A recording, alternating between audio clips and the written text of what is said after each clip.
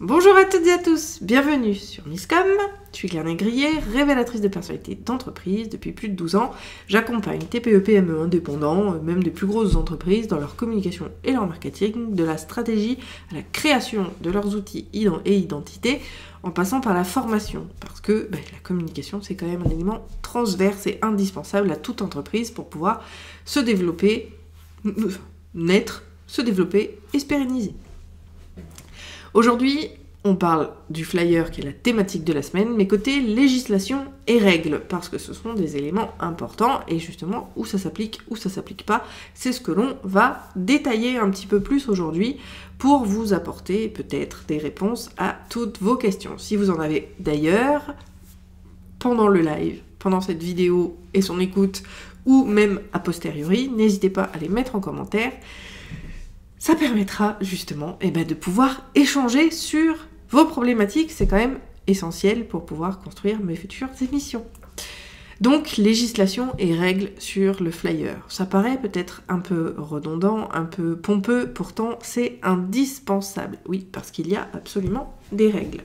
Par exemple, il y a l'article du Code de l'environnement qui s'appelle le L541-10-1, d'accord, qui oblige d'avoir la mention « Ne pas jeter sur la voie publique ». C'est indispensable à partir du moment où vous utilisez le flyer dans sa version originale du terme.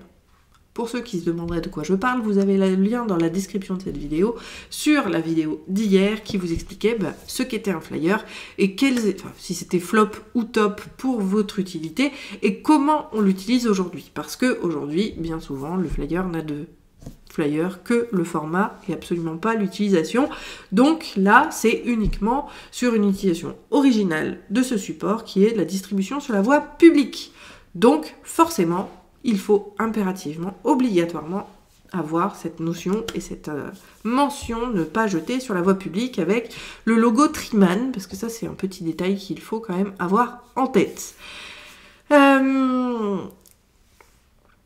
Toujours vis-à-vis de ce code, nous avons aussi l'article 3 de la loi du 29 juillet 81 qui dit que tout écrit public doit porter la mention du nom et du domicile de l'imprimeur ainsi que les coordonnées RCS inclus de l'entreprise concernée par cette publicité. C'est-à-dire que vous devez dire imprimé par, vous mettez le nom de l'imprimeur, et bien évidemment, vous avez la mention de votre entreprise, donc le nom commercial, si c'est votre nom propre, c'est votre nom propre qui doit figurer, avec les coordonnées et le numéro. Alors, à défaut du RCS, pour les micro-entrepreneurs, vous mettez bien votre sirène, ou voire votre sirette, ça c'est selon ce que vous voulez. Moi j'ai envie de dire, comme l'utilisation du flyer dans son utilisation étymologique, c'est quelque chose de local, il vaut mieux utiliser le sirette qui, petit rappel, la différence entre sirène et sirette, c'est que le sirette a 5 chiffres de plus qui sont l'indicateur local,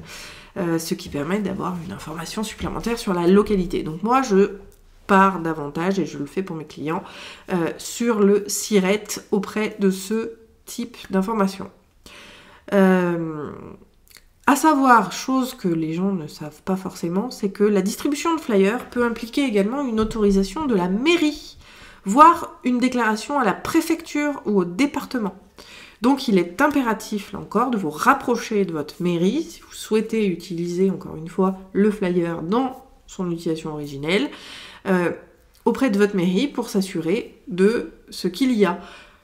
Si je prends le contraire, d'accord, de cette mention et de cette autorisation demandée, il peut surtout y avoir des arrêtés mairie préfectorale, des arrêtés de mairie ou des arrêtés préfectoraux qui interdisent l'utilisation de ce support. Donc avant de se précipiter à créer un flyer, dans le but de le distribuer, il va falloir impérativement faire le point sur la mairie, sur le département, pour s'assurer qu'il n'y ait pas d'interdiction d'utiliser ce support-là. Et oui, parce que comme il n'est pas très écologique, et au-delà du média de masse qu'il a, et qu'il représente, c'est une perte, et ça salit clairement les villes, donc il y a des arrêtés pour les interdire, afin de ne pas en retrouver de partout sur la route.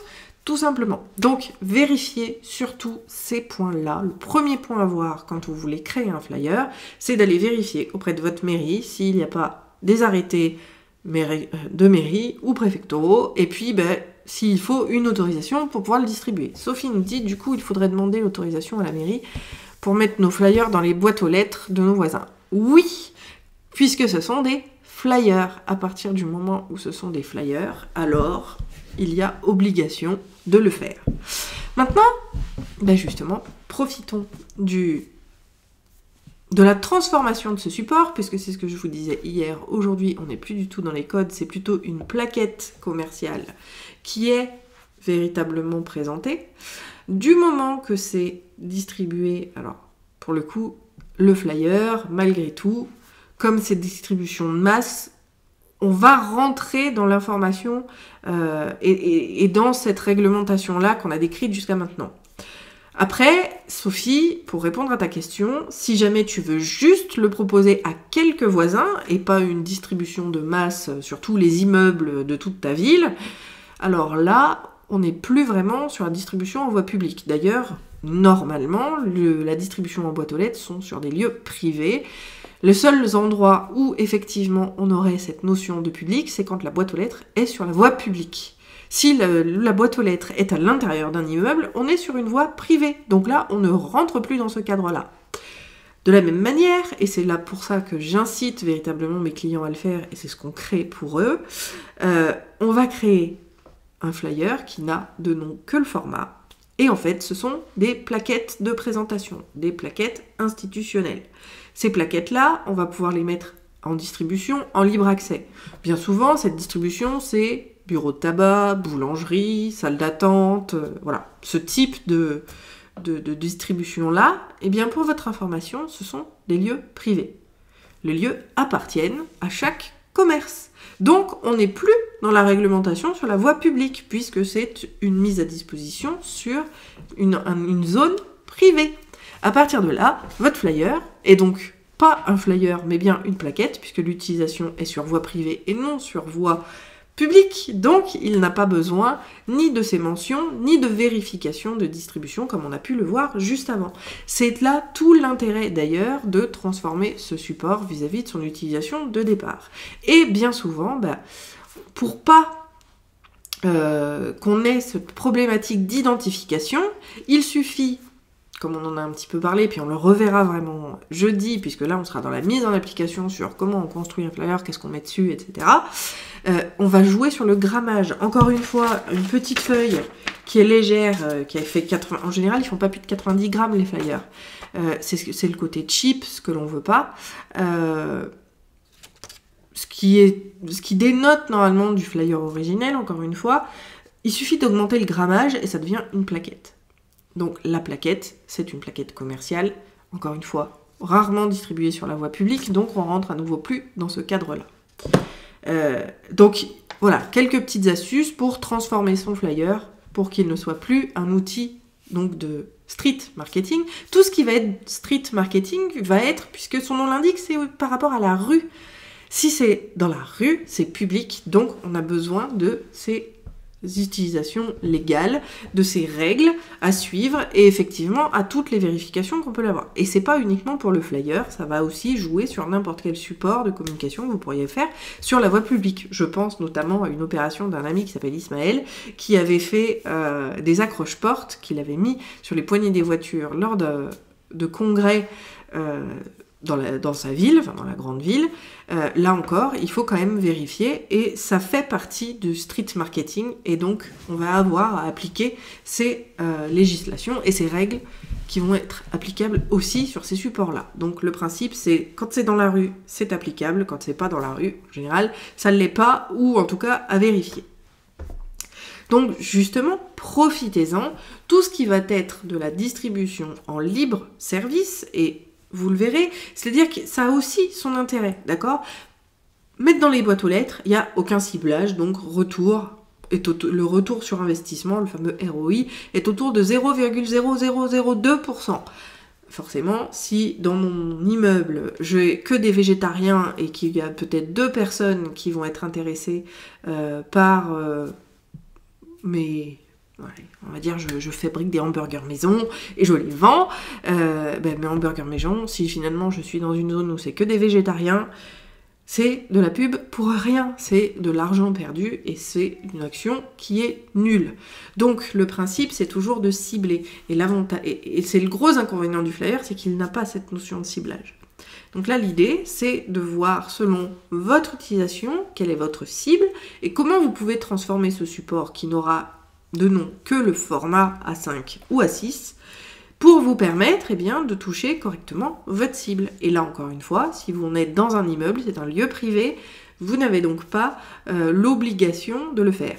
Attention, petit bémol encore, on joue sur les mots. Si vous avez loué les services de la Poste, notamment, puisque ça se fait bien, pour la distribution de ces supports de communication-là, la Poste étant dans le domaine public, on rentre à nouveau dans la législation sur ces règles vis-à-vis du flyer. Donc, si vous utilisez une entreprise privée pour distribuer ou si vous le faites vous-même, on est bon. Si vous utilisez les services publics de la Poste pour distribuer vos flyers dans les immeubles, on n'est pas bon.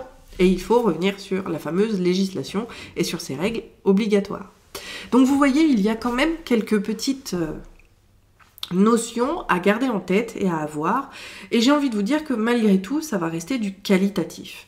Il faut rester qualitatif sur vos supports de communication puisque c'est que comme ça que vous aurez une crédibilité auprès de votre audience et de votre marché. Aujourd'hui, on est tous anti-pub. On supporte pas, en tout cas c'est mon cas, alors que en plus de ça, j'ai le stop pub sur ma boîte aux lettres, je me retrouve avec la liasse de publicité dans ma boîte aux lettres alors que je ne l'ai pas demandé. Parce que ça part en plus de ça toujours à la poubelle.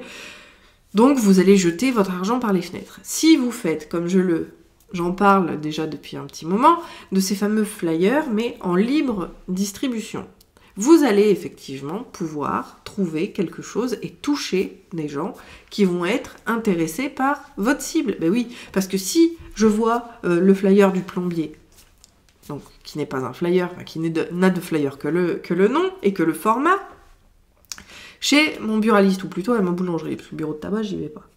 À la boulangerie, et parce que j'ai une fuite chez moi, hop, je vais pouvoir prendre la petite plaquette et pouvoir le contacter parce que c'est du besoin. Mais forcément, si je prends l'outil, c'est que j'ai un besoin existant et que mon passage à l'acte de prise de contact, puisque l'objectif, je vous rappelle, c'est les ODC, les occasions de contact, tous les supports de communication sont des ODC. L'idée, c'est que si je prends cette affichette, c'est que je vais le contacter. C'est parce que j'ai un besoin identifié. Donc là, on est dans un support qui va être véritablement qualitatif, où, quand il est utilisé, il va donner, normalement, il va donner acte, voilà, à quelqu'un qui va prendre contact avec vous. Et c'est le principe de ce type de support, qui sont des supports comme la carte de visite, des supports de contact.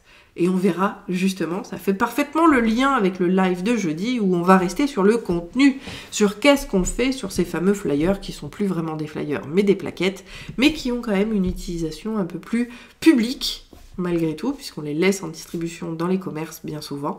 Voilà. Mais pour revenir sur le sujet du jour vis-à-vis de la législation et des règles sur le flyer, je vous invite vraiment à faire attention. Personnellement, je dénonce les entreprises qui ne jouent pas le jeu. Et quand j'ai un flyer, puisque ma boîte aux lettres est sur la voie publique, qui ne comporte pas les mentions obligatoires, souvent je les épingle. Et je les contacte, tout simplement. Donc à vous de faire les choses. Et encore une fois, quand on tombe sur des gens qui ont déjà la connaissance de ces mentions-là obligatoires, s'ils ne sont pas sur vos supports, vous perdez en crédibilité. Les gens ne vous feront pas confiance parce que vous n'utilisez pas les choses correctement. C'est humain. C'est comme ça. Donc, à vous de faire comme il faut. Et si vous préférez, comme moi je le fais, créer un flyer qui n'a de flyer que le format et le mettre à disposition dans des endroits où vous savez que votre cible est là, alors vous avez probablement un support efficace qui va réellement pouvoir vous apporter, répondre à l'objectif qui est que les gens puissent vous contacter. Si vous avez des questions, n'hésitez pas à les mettre en commentaire. Sophie, n'hésite pas s'il y en a d'autres. Si vous avez apprécié les vidéos, n'hésitez pas à mettre des cœurs, des pouces en l'air, selon le support sur lequel vous êtes. Et si c'était pas encore le cas, je vous invite également à liker la page, vous abonner à la chaîne YouTube et dans les deux cas, cliquez sur la petite sonnette pour recevoir les notifications de nouvelles vidéos. On se retrouve jeudi pour la suite, vis-à-vis du contenu. On va vraiment plonger à l'intérieur parce que oui, ce petit format va avoir quelque chose de spécifique. Ah, merci pour vos cœurs, ça fait toujours plaisir. On va avoir un petit peu ce que l'on peut faire avec ce support-là en termes de contenu et de graphisme. Justement, c'est le Chronocom, donc c'est parfait.